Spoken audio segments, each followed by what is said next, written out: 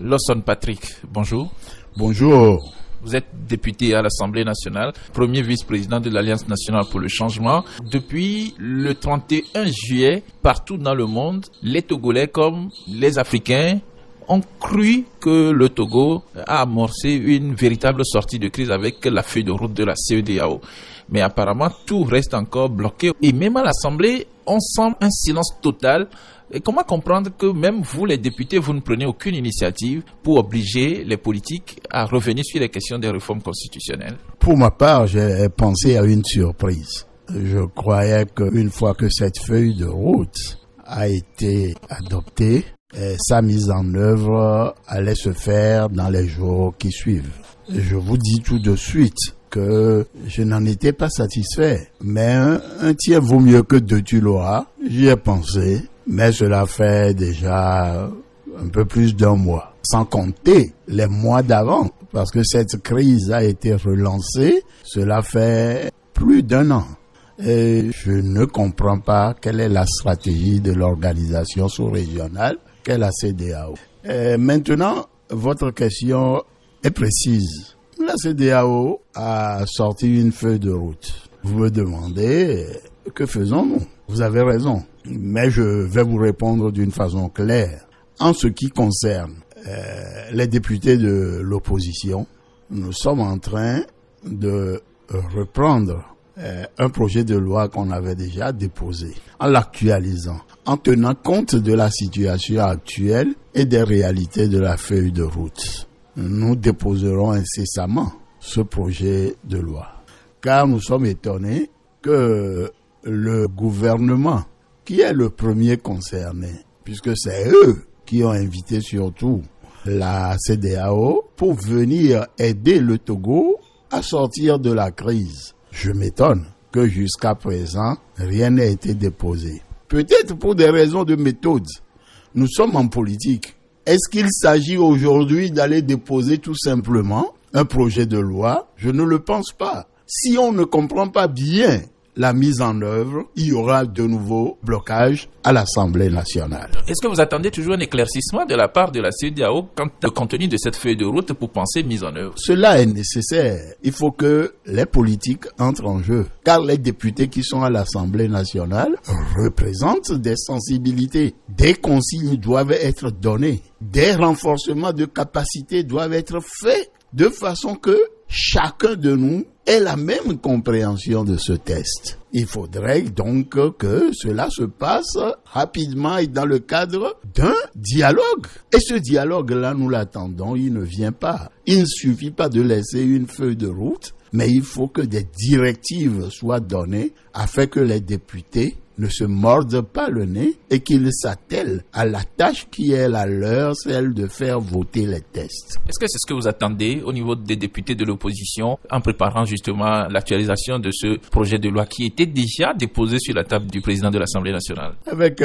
le nombre d'années d'expérience, je sais que si les groupes parlementaires ne travaillent pas avec leurs députés respectifs, si nous n'avons pas la même compréhension, si nous n'avançons même pas dans l'esprit et la lettre de ce test, nous ne pourrions rien faire à l'Assemblée nationale, car chacun défendra son église. Vous ferez exactement ce que vous aviez fait il y a quelques mois. Pire peut-être, parce que cela y va de l'avenir de notre pays. Pour ce qui concerne les députés de l'opposition, nous nous battrons bec et ongles pour que ce qui sortirait de l'Assemblée nationale ressemble à ce qui est dans la feuille de route et soit complété par les réalités sociologiques, institutionnelles et constitutionnelles qui ont toujours été à la base de la crise togolaise.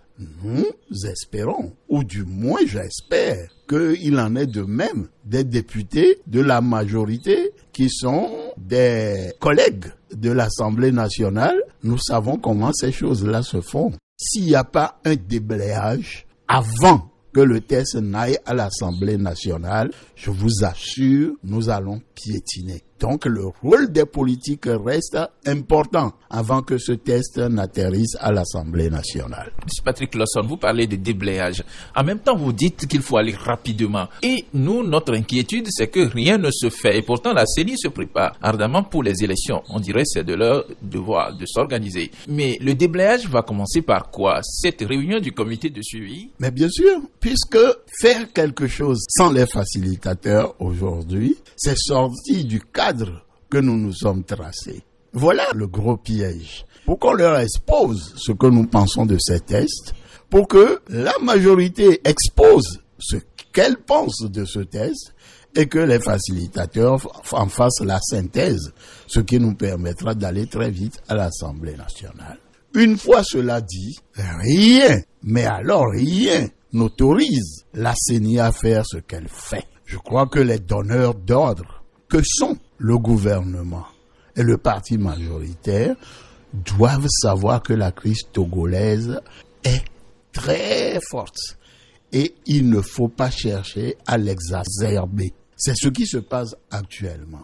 On doit arrêter la CENI sans les travaux de l'Assemblée nationale, qui concernent aujourd'hui principalement les réformes à faire, réformes électorales, réforme constitutionnelle et institutionnelle. La CENI n'a pas de sens. Même telle qu'elle est composée aujourd'hui, c'est un problème qui ne fait qu'aggraver la crise togolaise. On a dit que désormais, on va tout mettre en œuvre pour que cette CENI soit réellement paritaire. Qu'elle soit donc.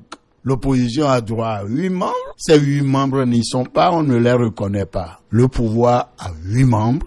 Et nous voudrions que cette CENI soit dirigée par une personnalité généreuse et sérieuse qui nous permette cette fois-ci d'aller à des élections qui apporteront le calme, la paix au Togo afin qu'on se mette au travail pour le développement de notre pays. Le moment venu, nous reviendrons sur cette question de la CENI. Mais avant de finir, Patrick Lawson, est-ce que à ce jour, vous avez gardé le contact avec vos collègues de la majorité et même la facilitation? Et qu'est-ce que vous vous dites? Ce que je vous dis, allons-y vite, travaillons.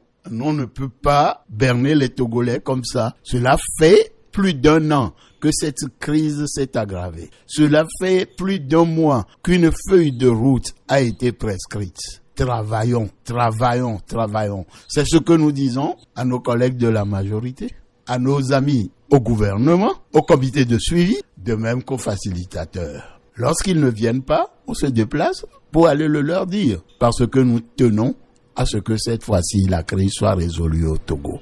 Les Togolais ont trop donné. Aujourd'hui, ils ont faim. Il faut qu'on organise la vie sociale et économique pour enfin les sortir de cette crise politique qui s'est doublée d'une crise économique.